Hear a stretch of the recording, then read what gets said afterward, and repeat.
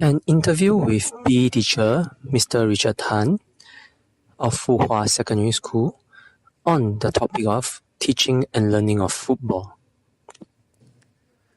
Question 1. While teaching football, are there any specific teaching situation that is of significance to you?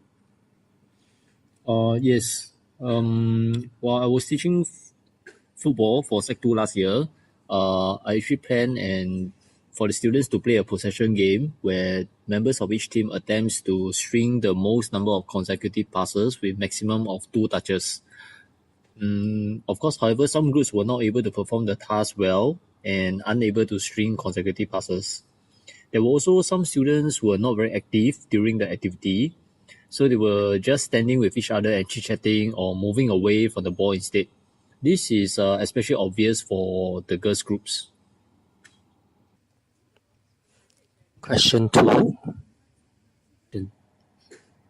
Okay, the students, especially the girls, are not interested in football. So there is already a biasness in terms of interest and preference.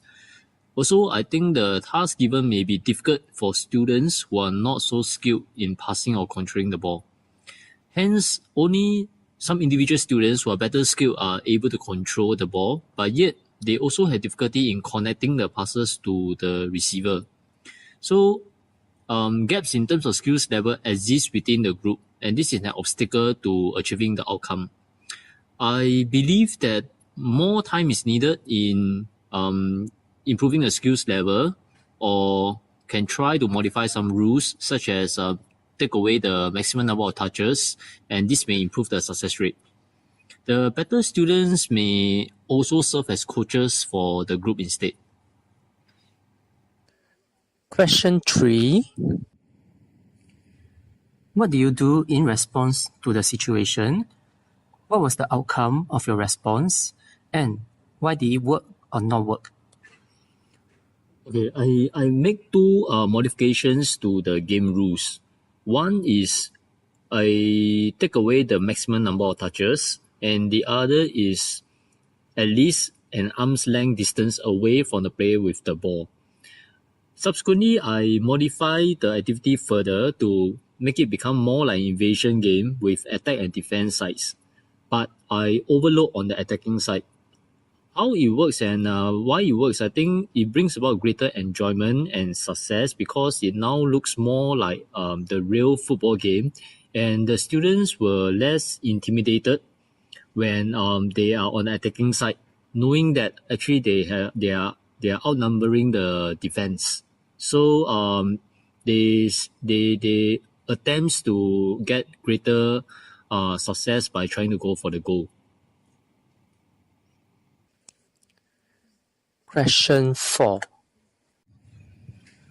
Now that you have known what worked and what didn't, what do you intend to do next? And what do you learn from this project?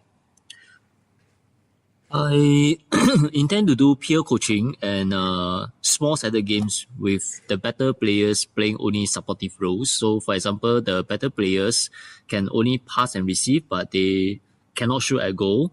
Or we can restrict the better players to move only within certain proportions of the playing area. As for interest and motivation, continue to encourage the girls either through videos or using larger or multiple goals for them to achieve higher success. Of course, if school allows and curriculum allows, the best way for interest could be letting the students choose to learn the games that they prefer.